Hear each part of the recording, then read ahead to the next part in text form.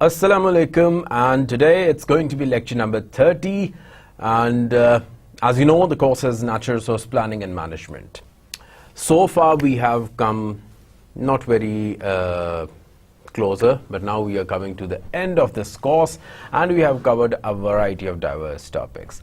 Today we are going to talk about agriculture and the same routine, the same drill. Before I move on to this lecture, let me just give you a recap that what we have done in the previous lecture.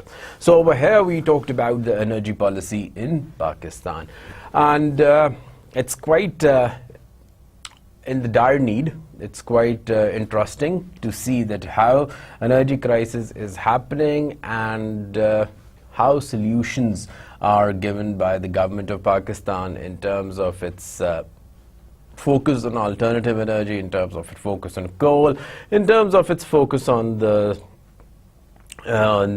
these nuclear energy also. But one of the things that I always say that even if you are talking about all these alternative energy forms, remember that it is going to bear some costs. The initial costs or the setup costs are going to be very high, and we always give example of the developed countries that okay, well, Germany, Switzerland and Europe has moved towards alternative energy. They are using wind power, they are using solar, they are using nuclear and so many other forms.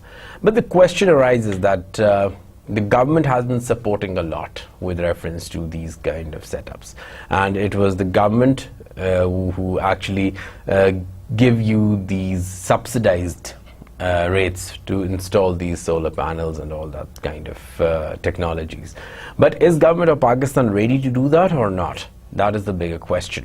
Well, if you move on to Karachi, you would see that the new construction, they are using these solar panels as a form of alternative energy, and this is a private investment.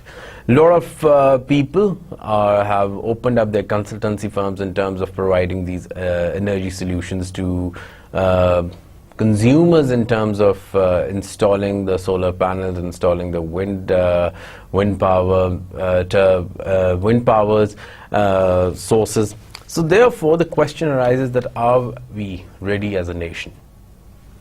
The second bigger question is that yes, we have really good reserves of coal, and coal is a cheaper form of energy, but what about the environmental impact?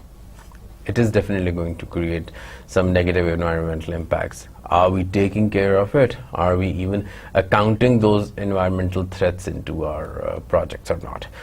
Then the last one that we are recently moving on to the nuclear energy also, and as I shared my experience that if you talk to a nuclear scientist, he would say, well, it's a very safe form of energy and people do take precautions, but why don't you look into the longer run, because you are energy, it is the energy which is going to determine the growth of the country, and if you have cheaper form of energy, it means that more growth, and nuclear energy is a clean energy. Very true. But what happened with Japan, what happened with other countries when they are talking about these other forms of energy, in terms, especially in terms of nuclear energy? So you can't just say that okay, it's cheap, so let's go for it. We have to account for that what are the negativities or what are the cons of such energy.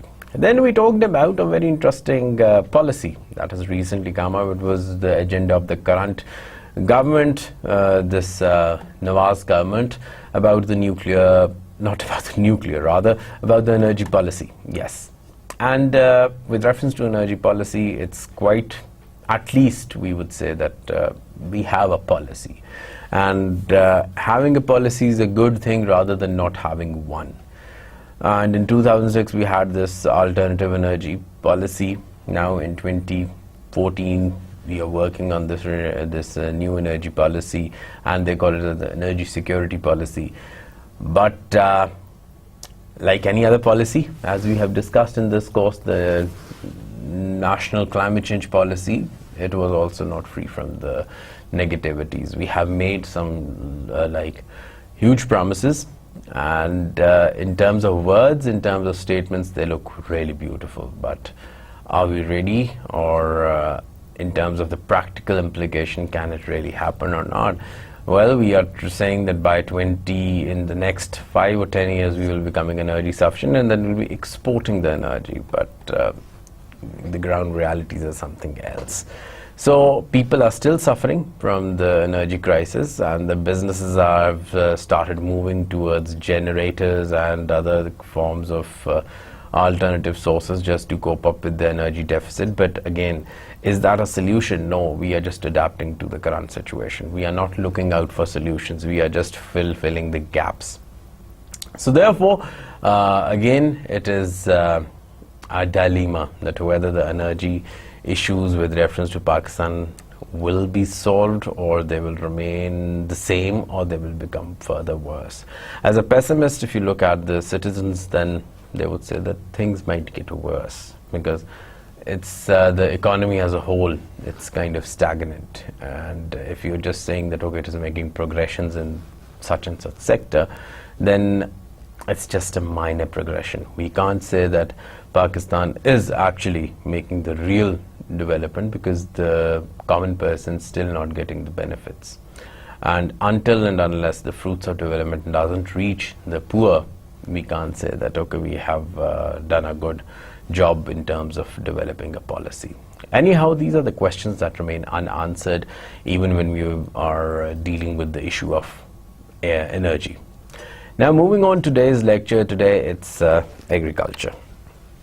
And today we are going to talk about two things. One is going to be the agriculture sector, and the second one is going to be agriculture policy. You would see that as a student of public administration, our job is more towards the policy. But in order to understand the policy, we need to understand the dynamics. What are the dynamics behind which the policies has been formulated?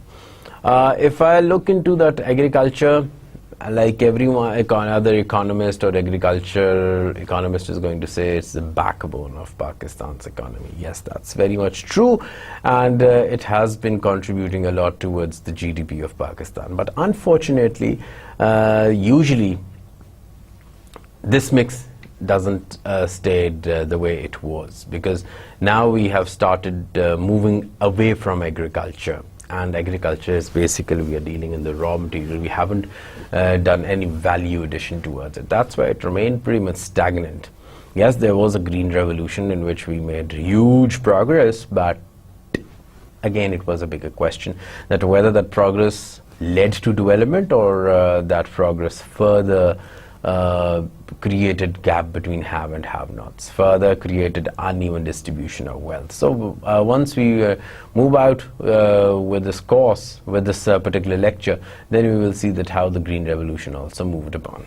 Now, there are certain things that we need to understand about agriculture. So the first thing is, agriculture is not what we usually confuse ourselves is that agriculture is just cultivation of land, or it is growing and harvesting of seasonal crops. Well, let's clarify that it is not.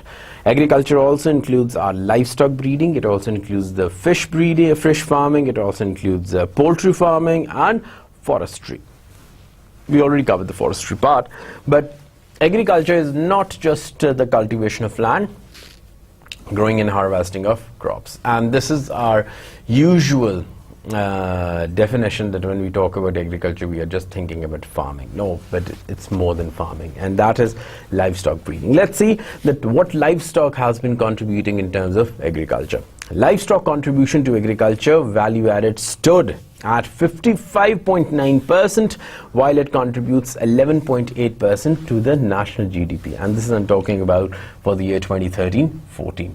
By the way, as a researcher or as a public policy guy or girl, whenever you are required to quote the statistics, or whenever you're required to quote the numbers, I would always, or I will urge you that always do not use that CIA fact book or something like the Wikipedia, because they are not to be used.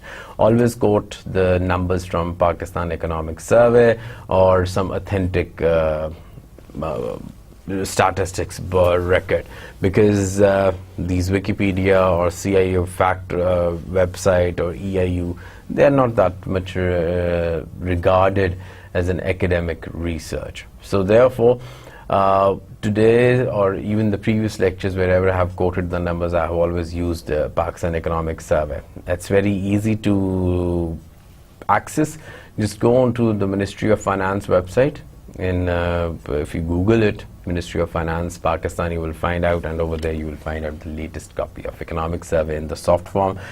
Access that survey, and then you can read about what has been going on in terms of the latest numbers, or what are the latest issues with reference to what it has been written. So that is a pretty important source for your policy making process.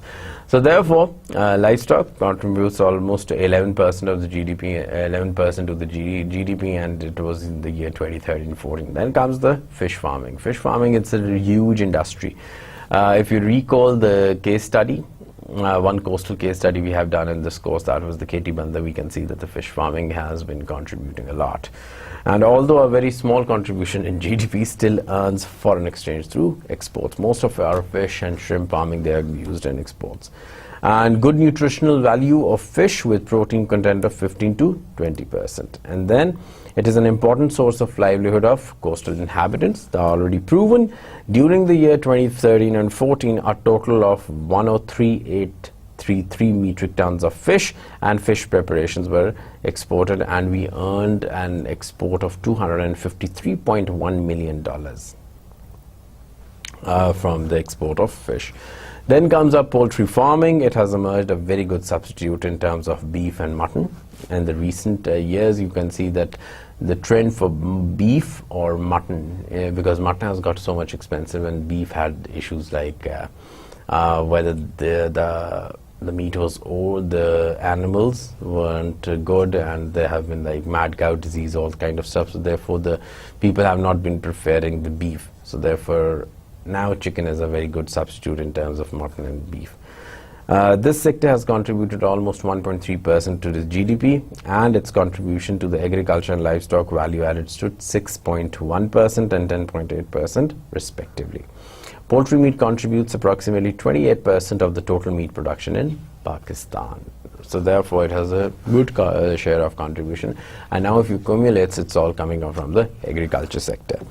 Uske baad, we talk about the forestry sector. Forestry sector, 4.8 of the total area is under forest. We have already covered. Recommended level is 20-25. Not a very good picture in terms of our forest cover, and conditions are becoming bad. So now when you are looking into the agriculture, remember, do not just talk about the cultivation, harvesting of the land, but we have to move forward, and it also includes, number one, that's going to be your fish farming. Number two, that's going to be your poultry farming. Number three, that's going to be your forestry. And number four, that's going to be livestock breeding. So this all comes in your agricultural sector.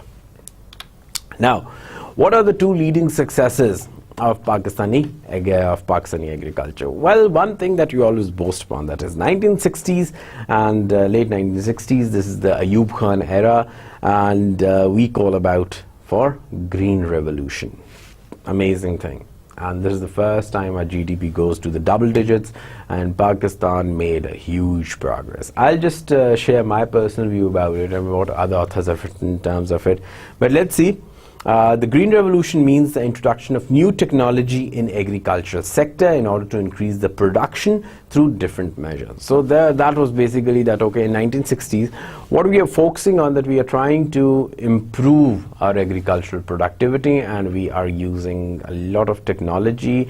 And what that technology has been, that was the hybrid seeds, and that was that many of the world's countries made diverse efforts through the following measures, and these were the different measures. Number one, introduction of high yield varieties, HYV, of wheat, rice and maize. Number two, improvement in per acre yield through quality fertilizers to compensate for land deficiencies in many less developed countries. And number three, pesticides and insecticides have expanded their acreage a single farmer can attain by reducing time required to disinfect the crop.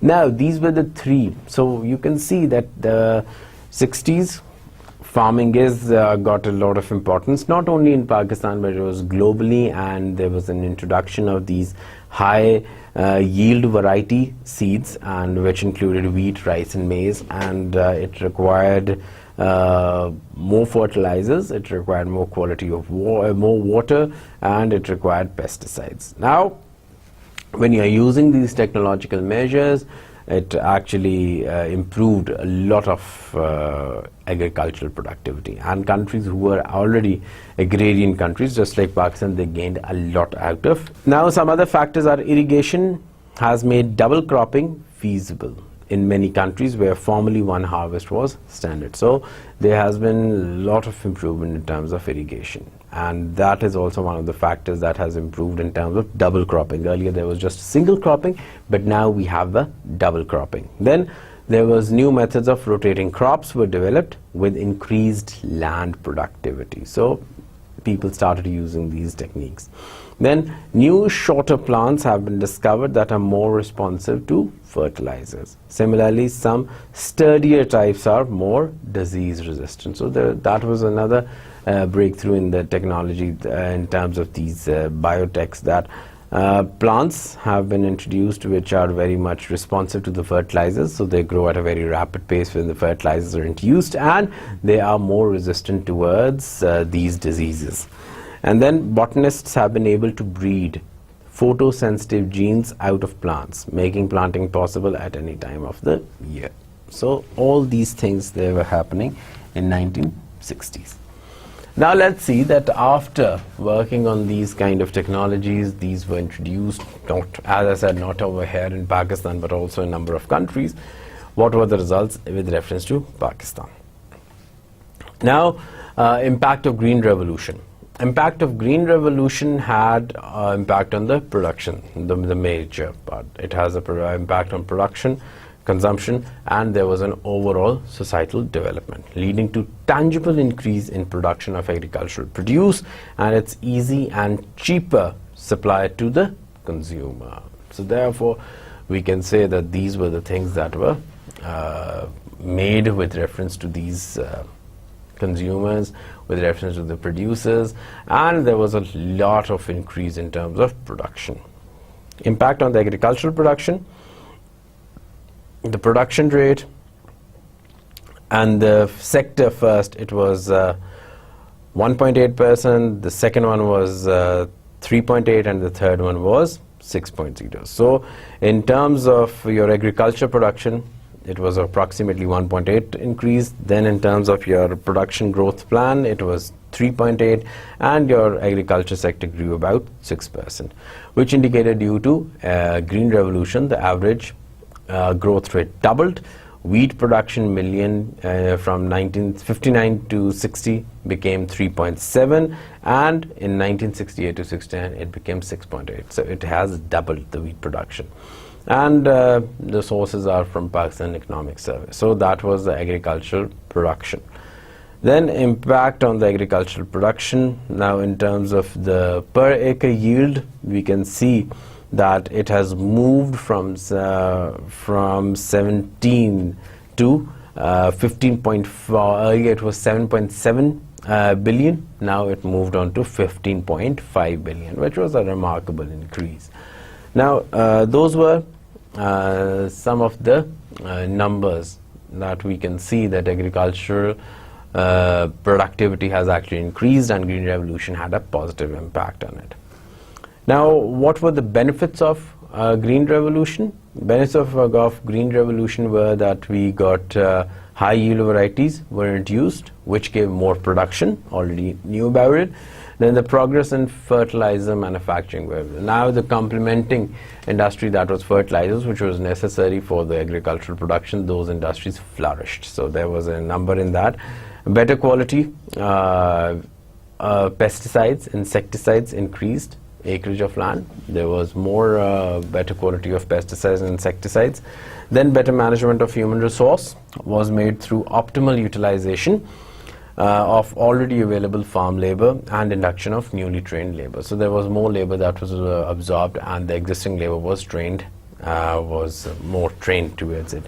An effective utilization of non-human resources was made, and water availability was ensured, keeping in mind that how much quantity is required with reference to that. So these were the benefits of green revolution. So if you have to pinpoint that what exactly we are looking into, first and the foremost is the one that we had a remarkable increase in our production. The second one is that we had increase in the complementing industries, for example fertilizers, for example these pesticides, insecticide companies. So the more they are demanded, so there was a growth in terms of these companies. Then we talk about employment. Employment increased in the agriculture sector, and not only that the existing labor was trained, but new labor was also inducted in that. And there was more and better utilization of resources. Now with reference to that, when we talk about the impact on employment, let's see that these HYV, wheat and rice technology, has resulted in an increase for the demand for labor. The net effect of the increase in demand for labor led to significant rate in wages. So when the labor is being demanded in agriculture sector, so therefore the wages also increased.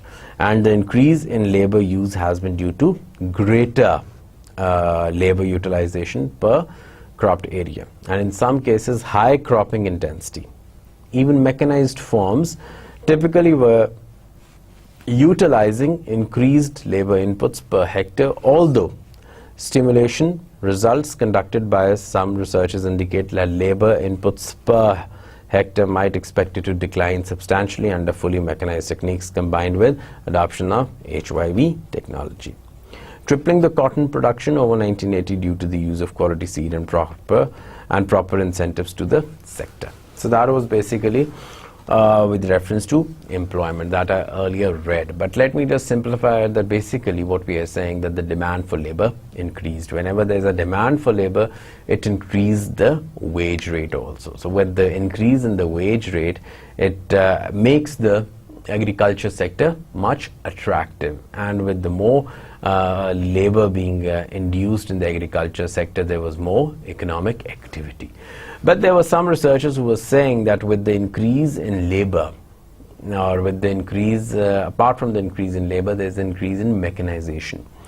But with the mechanization, they say that the demand for labor will reduce. But we haven't seen that much in terms of Pakistan. But yes, there has been research by the researchers that if you are going to increase the technology, if you're going to make the farming sector more mechanized, the demand for labor is going to decrease. And then in 1980s, we see that there was a tripling of cotton production. Now, in terms of Pakistan, how the agriculture has been behaving, in 1947, agriculture accounted 53% of the GDP. In 2005, it reduced to 23%, and in 2013, so it is becoming 21% of the GDP. So now when you say that the agriculture sector is the backbone, now that backbone is becoming is not contributing as much as we should. Now you can see the numbers from 53, it is moving to 23, and then it moves to 21. Let me just make it and then we analyze it. Earlier this is 53, then we are talking about 23, and now it's 21. So what we are seeing, that there is a decline in the contribution of agriculture. Either we are moving towards more of manufacturing and services, or we are becoming a knowledge-based economy, or we haven't done well in agriculture, or we are giving up, or what we are saying, that we are not we are still using the conventional ways of agriculture. When I say conventional ways, it means that we are still dealing with the traditional food items. For example, the raw material, we are not finishing it out. So we haven't developed agriculture the way it should have been. Like, look at the Australian economy, look at the developed economies where agriculture is contributing a lot, even though the labor is not absorbed, but still they have a very good contribution of agriculture, because they have upgraded it, they have done the value addition. But in Pakistan, we haven't done the value addition, so you can see a sharp decline in terms of the contribution towards GDP. Then Pakistan ranks 5th in the Muslim world and 20th worldwide in terms of farm output. That makes us an agrarian, and then Pakistan is the world's 5th largest milk producer. In 2005, what happened, that the wheat production was 21.591 million metric tons, more than all of Africa and nearly as much as of South America. So you can see in 2005, that was our wheat production. Livestock sector contributes half of the value added in agriculture sector, accounting to nearly 11% to the GDP and more than that of a crop sector. Our livestock contributes more than the livestock. Then Pakistan is the in Asia largest camel market, second largest apricot and ghee market, third largest cotton, onion and oil market. Now these are the potentials on which we can bank, on which we can actually bring more investments into such markets, because camel market is the apricot and ghee market, then the largest cotton, onion and oil market. When you look at the fishery sector, fisheries provide direct employment to 400,000 and indirect employment to 500,000 people, and it contributes approximately $120 million to exports. Now this is what the agriculture sector is in terms of Pakistan. Agricultural crops such as cotton and sugarcane provide raw material for two of the most important industries in Pakistan, that is textile and sugar. So sugarcane is also one of the major sources of your exports. Now the thing is that sugarcane is pretty interesting, and it's my personal experience, and it might be wrong, but this is what I have learned so far given my traveling in Pakistan. Now what happens that sugarcane is being grown in the Punjab and in KPK. All the sugarcane of Punjab, that is being utilized by the sugar industries, and it's converted into sugar. But in terms of KPK, the gourd or the sugarcane, that's not being fully utilized in terms of the sugar industries. That's what is being told to me. It's a first-hand knowledge when I was talking to these people. Rather than, because Punjab is more contributing towards the sugar, so what are they doing is that the sugarcane from KPK that moves towards Central Asia, and in Central Asia this sugarcane is being exported via Afghanistan, and then it enters into Central Asia. The Punjab side, as I already said, that it is being utilized in terms of your sugar production, in terms of your sugar, yeah. But the sugarcane that is being exported from via Afghanistan in the Central Asia, that is being used to make the alcohol.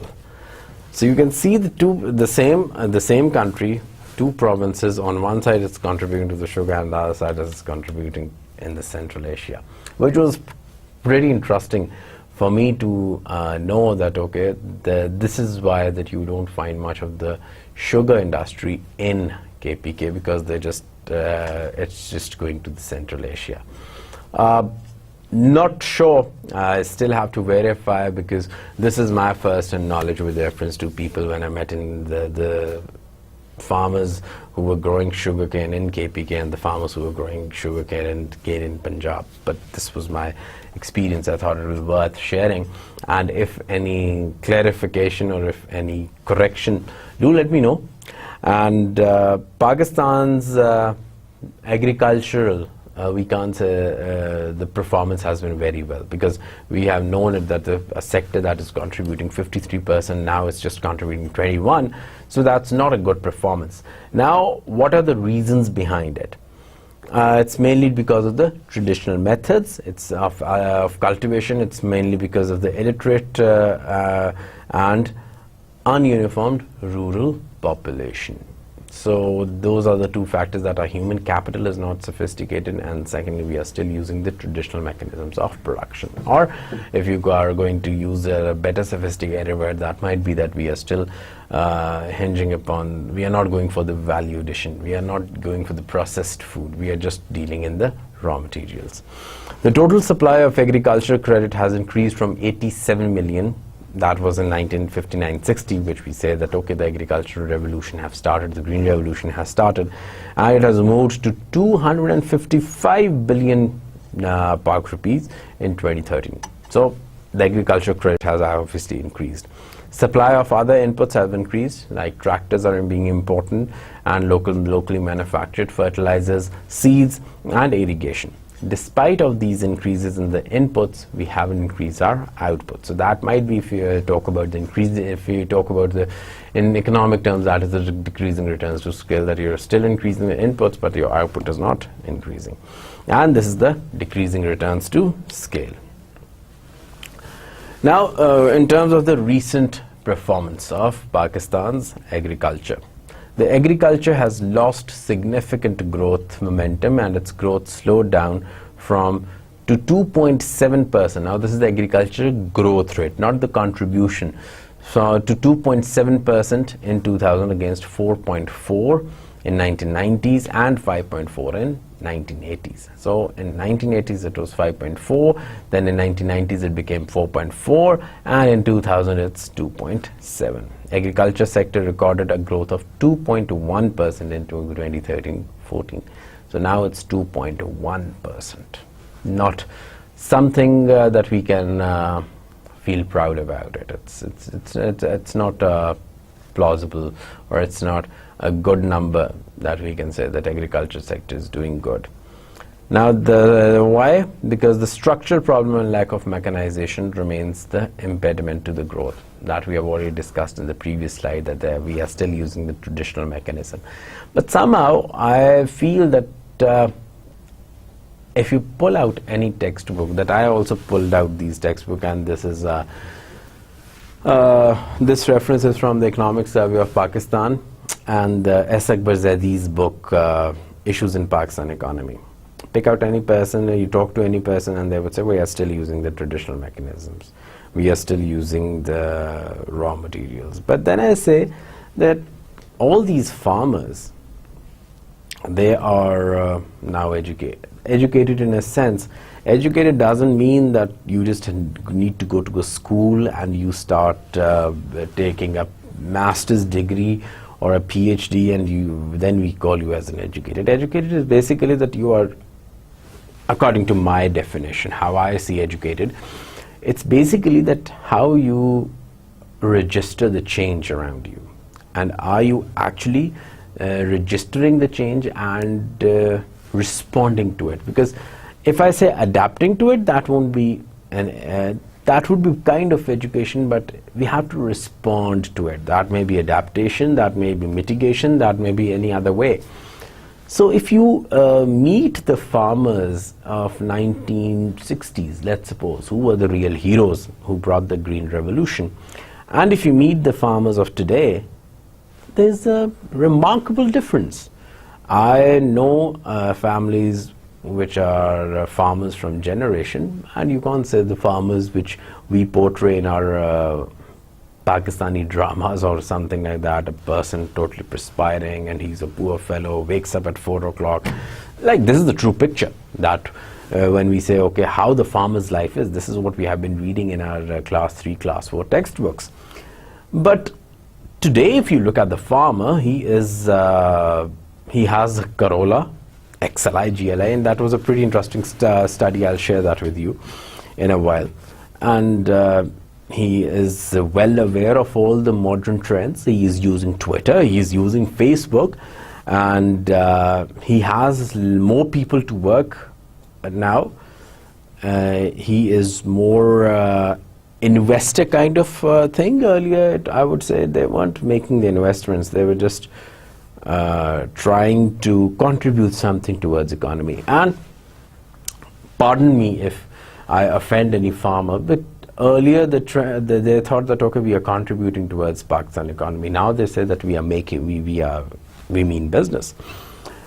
So the image of farmer has changed, and it hasn't changed incrementally, it has changed remarkably.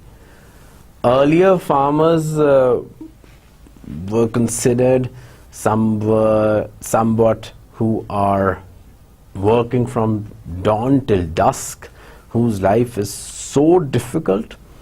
But I would say that let's call him as a poor farmer. Now the farmers have a very different approach.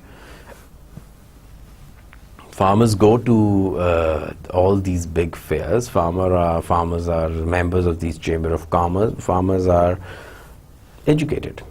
So when we say still using traditional mechanisms, no. How I look at the situation that people have given up the profession of farming, and even if they are, so it's just a kind of family tradition. It's not a form of business. It's not a form of investment. It is not the source, the only source of income. But now people have diversified their income options. Earlier the farmer was only a farmer, but now I know farmers who have invested into the stocks. Now I know farmers who also have an industry. So they have moved from agriculture to industry, and from industry to these knowledge-based mechanisms. There are farmers who own call centers now, right? So they have diversified their income opportunities, their income opportunities. But it's not that they have focused on agriculture; they have actually moved out of it. That is one of the reasons. The second one is that farmers have become, they are also human beings. They have become more of a consumer-oriented. When I use the word consumer-oriented, because it's more of a fad. Like, I know there was once the study that was conducted by one of the business schools in Karachi, IBA Karachi, I would say, to be more specific, and it found out that farmers' income and Toyota Corolla sale, they are directly related with each other. And farmers' income is obviously linked with your agricultural production. The year you have maximum agricultural production, so obviously it means more income, and the same year Toyota Corolla, the demand for Toyota Corolla cars is higher, because it seems like a status symbol that okay, being a farmer, you need to have a Corolla car. Honda doesn't work in rural areas. It's more of a iconic in terms of the rural areas. So they are very much so. When we still use these textbook definitions the way I have also used, and again I'm not using it myself, I'm still these, even pick out any book on agriculture, they will still pinpoint the same reasons. But as an observant citizen of Pakistan, I don't think so that this is the case anymore. Now the farmers' children are studying in Cambridge. They are studying in Oxford. They are studying in Stanford. How can you say that they are still using the traditional mechanisms when they are so much rich, when they know these knowledge, and their children are also contributing towards, in terms of knowledge, increasing their agricultural productivity? But believe me that the children doesn't come and become farmers, they become industrialists. So there's a transition from farming to industrial. So that's why when we say that okay, 53, 20, and now it's just 21, so people are actually getting out of this agricultural sector because there's more risk. The income you are getting, it's quite, what you say that the income that we are getting out of the agriculture, from agriculture sector, that is less as compared to manufacturing. Then major crops remain the victim of natural calamities. Yes, one of the reasons is that Pakistan has become a victim of these natural calamities in the recent past. We have lots of flooding, we have lots of cyclones, and 3 out of 4 last year have negative growth of the major crop sector. It causes declining trend in agriculture sector contribution towards GDP. Very true. Now let's look at the numbers. And the numbers are from 2007 to 2008, and we have picked up 1, 2, 3, 4, 5. There are 5 major crops in terms of Pakistan, and these are the latest statistics. And let's see, in 2008, like, these are the negatives. If you see over here, yeah, this is all positive. Here, this one, all you can see. Now let's move on to this one, or let's see for 2012-2013. If you see 13,595, this is 13,010, so there's a negative. And if you see in 2013, it's 12, so cotton production has declined. You can, I'm over here, you can see this trend. Then you come over here from 29, 58, 63, 66, so it shows a positive trend. Over here it's negative, over here it's positive. Then over here, rice has almost remained the same, 5, 6, 5, 5, 5, 4, 6, yeah, and over here it has shown a positive one, 5536, and now it's 6798. If you see maize, from negative now it has gone to positive. If you see the wheat, again it has shown some positive trend. So these are the rates by which they are declining, and by which you can see that how the production of all these major 5 crops have been behaving. So you can, if you see on in terms of cotton, we haven't made some remarkable improvements. Now our range had been from 11 to 13. Over here in sugarcane, you would see from 50 to 66. In terms of rice, it's just 5,000, 6,000, even 4,000, some plus minus. In maize, it's 3, 5,000, 4,000. And in wheat, it's like 25 is the highest and 20 is the minimum. So 20 to 25. So you don't see a big jump, even though technology, the seeds, the fertilizers, now in 2012, 2013, 2014, if you are talking about agricultural technology, it has improved remarkably. And then we talk about globalization. Yes, you have access to every machine, you have access to so many markets. Here, the world is now the flat, as Thomas Friedman would say, but still we haven't improved much. So our range has been very little. Now again, some of the salient features, that it employs 44% of the workforce. There are 44%. Then 93% of the people who are engaged out of 44, they are small farmers. The geographical area, that is for is 79.6 million hectare, and 27% of this is under cultivation. Approximately 80% is irrigated, but approximately 20% of the land in irrigational canal. Most of the areas affected by waterlogging and salinity, and 2.8 million hectares affected by solidity. No subsidies in this sector, higher costs of input, crop and livestock insurance, there is nothing like that, lack of veterinary services, lack of mechanization, primitive management, use of modern techniques, lack of education and training, seed quality, research and dissemination of education, of knowledge. Traditional. And still, I'm hoping that maybe some author or some policymaker really highlights that what has been the reasons, because if you say lack of mechanization, I don't agree to it. If you say the primitive management, no. Now you have access to so much of knowledge, you can't just say that, okay, I'm using the primitive management. Where I say that our supply chain is weak. the modern reason, the modern feature of Pakistan agriculture. Our supply chain is weak. Then what we can say that we are not making our agricultural sector much of the attractive. And attractive in a sense that it doesn't give you the reaping profits as manufacturing or as opening a software house, opening any other business that will give you. So therefore trends are changing. So we need to get out of these reasons. One of the things that you might like argue with me that okay, if these are not the reasons why you've written it, well, ladies and gentlemen, if you open up any textbook from your Pakistan studies to your political economy till your any agricultural book, these are the reasons that we are going to find out. So if I tell you the new reasons,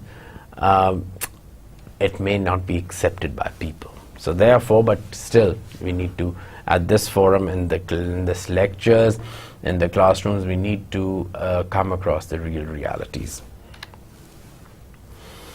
Then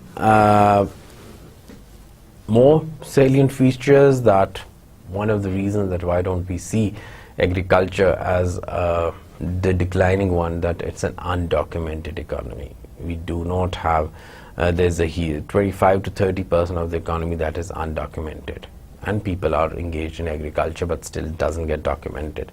Then people don't invest money into these into the agriculture sector. Then there's a lack of delivery mechanism. As I said, we have a very weak supply chain. Then there is non-cooperation, non-cooperization.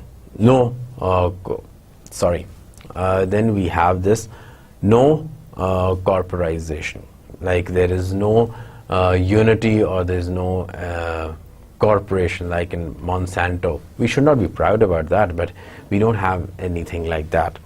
Then there are lack of land reforms. Then there is lack of organized markets. Then we have lack of reliable statistics and the institutional arrangements. So coming up on what are the major and minor crops, Pakistan's important crops account for 25% of agriculture value addition. This subsector has recorded 3.7% compared to 1.1% last year. So that was a positive thing.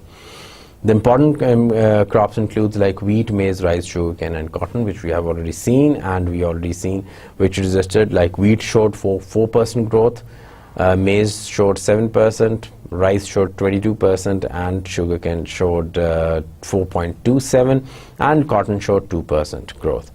Other major crops that in Pakistan we are dealing with, that is tobacco, mustard, rapeseed, maize and barley. The minor crops that we are dealing is there are oilseed crops, cottonseed, rapeseed, mustard, sunflower and canola. Other crops, they contribute around 11% to the value addition in overall agriculture sector. The subsector of agriculture has witnessed 3.53 growth against 6.05. So that has shown reduction. This decline in the minor crops was mainly because of due to 36.8% lower production of gram, 7.8% less production of potatoes, 5.1% decline in production of masoor, and 5.4% decrease in production of pulses. So in the minor crops we have seen that there's a decline in these mechanisms. So one of the major issues is why we are unable to achieve this mainly of a good sustainable agricultural growth, that we talk about crop diversification. The economy is dependent on cotton for more than half of its export earnings. This strong dependence is dangerous given the climatic and viral induced setbacks that cotton production has historically experienced throughout Pakistan's history. Then secondly, we talk about food security, and for food security, a good irrigation system is very important. But unfortunately, we do not have a very good irrigation system. It used to be really good, but then due to some government policies, due to these unlimited use of tube wells, due to the mantra of might is right, So this the strong feudal lords get the major chunk of water and the small farmers don't get. So that has been one of the reasons for this agricultural backwardness. Then there has been a rapid increase in population, so the population demands have increases, which has substantially decreased the per capita agricultural production rate.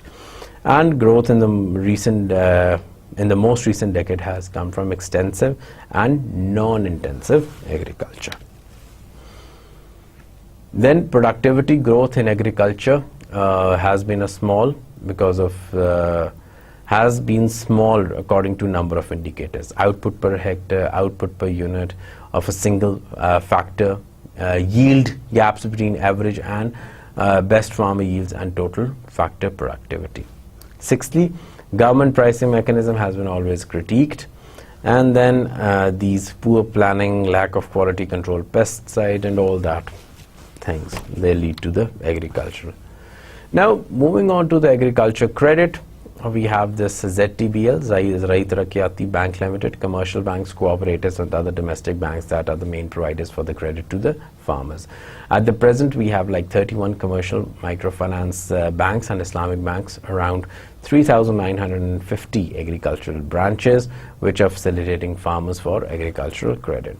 There is an agriculture credit advisory committee, and just in February 2014 they had a meeting, and State Bank of Pakistan has provided a revision in terms of the agricultural disbursement target from 360 billion to 380, so 20 billion more has been increased.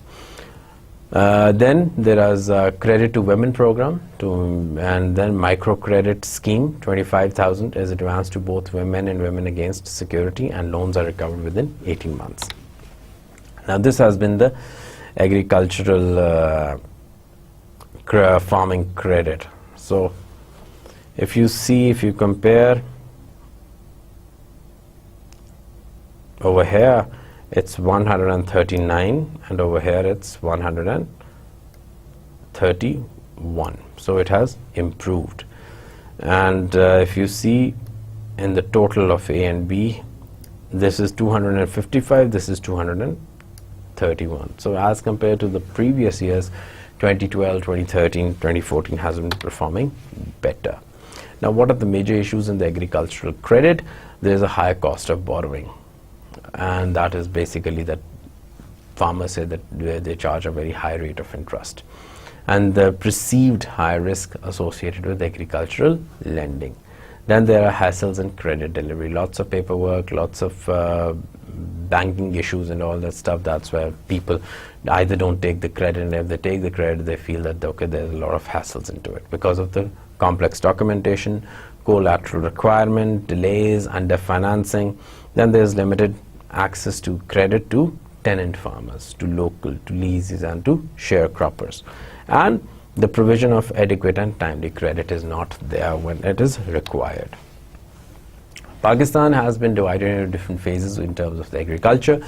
Phase 1 lasted up to 1960s, and this is the era when we call that it was an agricultural neglect, and it required a very low annual growth, and it was only 1.5%.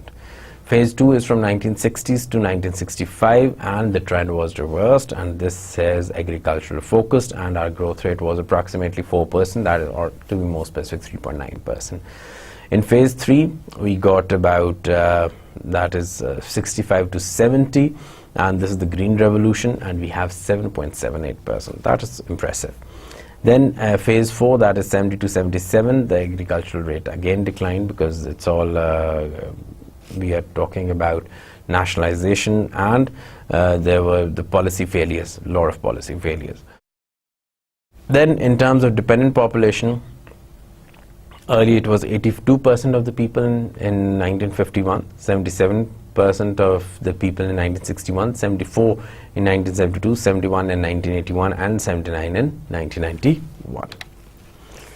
Now coming on to the agricultural pricing policy. The pricing policy of agricultural input and output is determined direction of agricultural productivity and also income distribution of small farmers.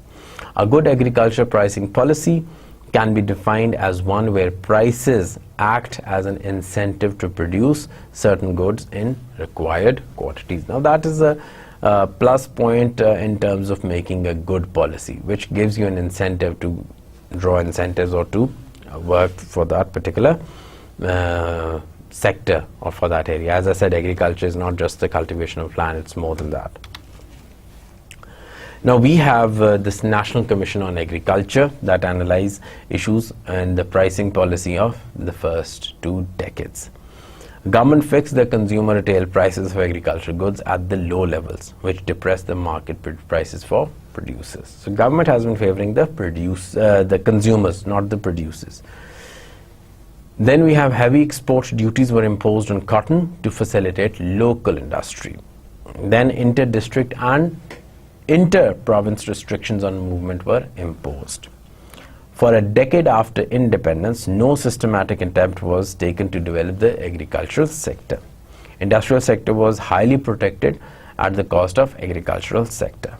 And barter trade was a common feature where agricultural products were exchanged for industrial machinery and input.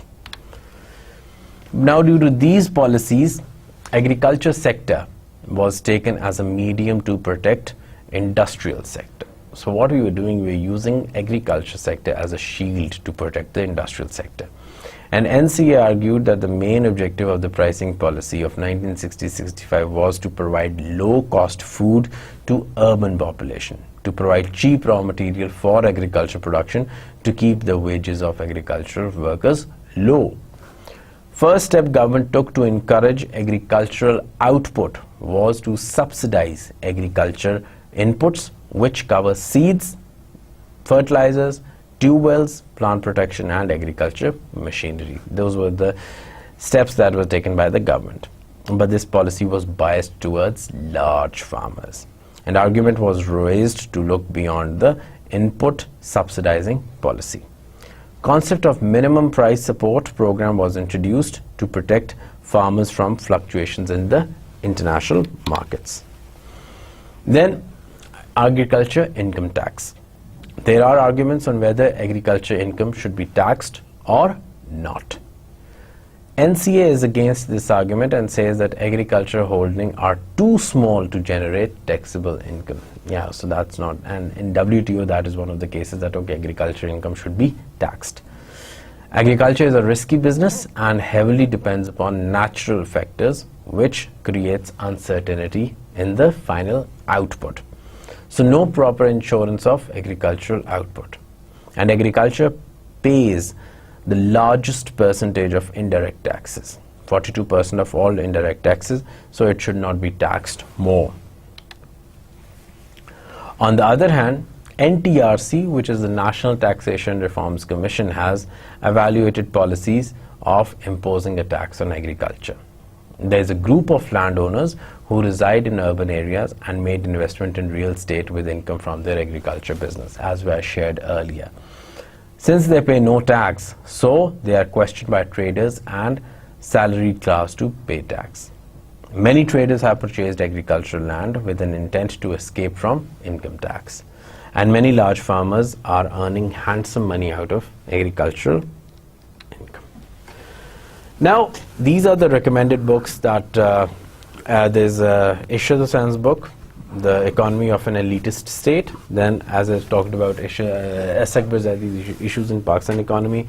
Then there's Khwaja Amjad Said's Economy of Pakistan and Economic Survey of Pakistan. Whenever you're talking about agriculture, we always, it's pertinent to discuss these books. Coming on to the conclusion, we have covered a lot and it was nothing new, to be very frank. You have been reading it since you were in class 6 or class 7 about all the agricultural issues, and believe me, today, even in 2014, issues remain the same. We cry about the same issues. We talk about the same solutions. But if you look at the ground reality, we are standing at the same point where we were 20-40 years back. Now the thing is, do we really take agriculture serious? Do we really care about people? Do we really think about welfare? Now the issue is that if you are looking at from the farmer's perspective, as I ask you, if you draw the picture of a farmer, you will just make him a poor man. You will just think of him as a person who is working from dawn till dusk, who is taking so much risk, because this is how we were taught. Most of us have never seen a village. Now we delete the picture of a bigger farmer, और हम उसको कह देते हैं कि जी वो है feudal lord. We think if farming is just being done by a small person and he is a poor, he is not to be taxed. But अगर आप उनकी ratio देखें, these small farmers are much in a very small number. The large farmers उनके पास ज़्यादा land है.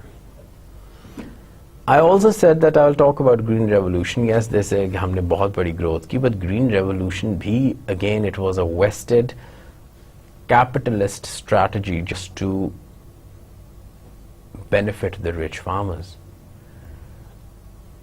If you look into the dynamics, ये जो seeds थे, they were also expensive and they required a lot of water. Then they required pesticides, they required fertilizers, they required large area of land. छोटे area, छोटे land holding में ये वाले seeds काम कर ही नहीं सकते थे. Now if you look at this technology, yes, it has done remarkable growth in 1960s. But the issue is कि बड़े farm थे किनके पास? The issue is who could afford large quantity, because these seeds required a large quantity of water. ये भी सारे बड़े farmers को फायदा पहुंचा. So in fact एक और theory ये कहती है that Green Revolution has not brought development. Green Revolution has actually created a division between have and have-nots, and it made richer the feudal lords and it made much more worse the small farmers because they couldn't compete with those traditional mechanisms. अब का जो farmer है, he is a total different breed. He is investing in real estate. He is getting out of these tax nets, and still he says कि जी I don't get income and I have, but he's not working. He has never even seen his field because वो तो सारा time urban areas में रह रहा है. It is the poor people who are working on his farm. But the ground reality is that अगर हम इसको policy perspective से देखें as students of public administration, that Pakistan ने, yes, it has used agriculture as a shield to protect the industrial sector. We haven't tried to make agriculture sector much competitive. Why? Because this was one of the sectors in the rural area. And we are focusing on industry, we are focusing on the urban hubs, we are focusing on urbanization. So that's why it was not our focus. Even now when we are doing all these, so we are just catering it to the needs of the people.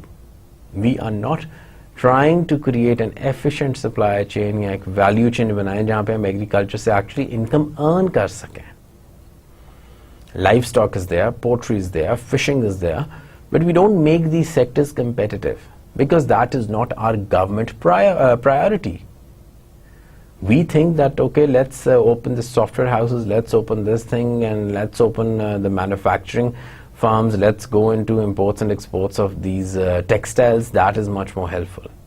But again, we are wrong, because if you look at China, China is buying fields in Africa. वो own कर रहा है just because China thinks that the upcoming bigger issue, much more than energy, much more than terrorism, is going to be a food security. And they are owning these lands and they are doing farming because अगला जो business that is going to give you lots and lots of profit, that's going to be food.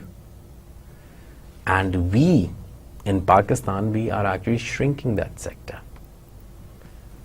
Poor farmer क्या कर रहा है? Because हमने farming को इस तरीके से picture paint किया हुआ है that poor farmers are giving up their land, they are selling their land off, and they are tuned to the modern lifestyle. Like in the Sugar Valley I was sharing, that they have actually sold their land. Why? Just to make brick houses, just to have a better lifestyle. अब उनके पास जो एक asset होता है which is the source of income, and government ने भी उसको इतना support नहीं किया हुआ, they just sell it. They become salaried persons and they'll sell off their land. So we need to refocus, we need to think upon कि agriculture sector को कैसे revive किया जाए. जिस तरह green revolution आया था, we need another agricultural revolution where we can actually say that Pakistan's agriculture is the backbone of Pakistan, because right now it's not. Right now it's becoming a liability.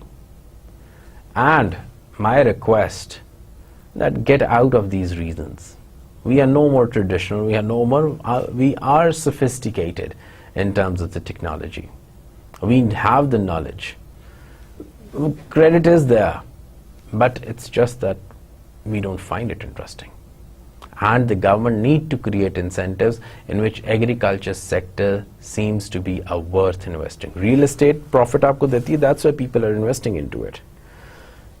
A person will invest into that sector which gives you profit, which gives you security. कि जी मेरे पैसे safe हैं.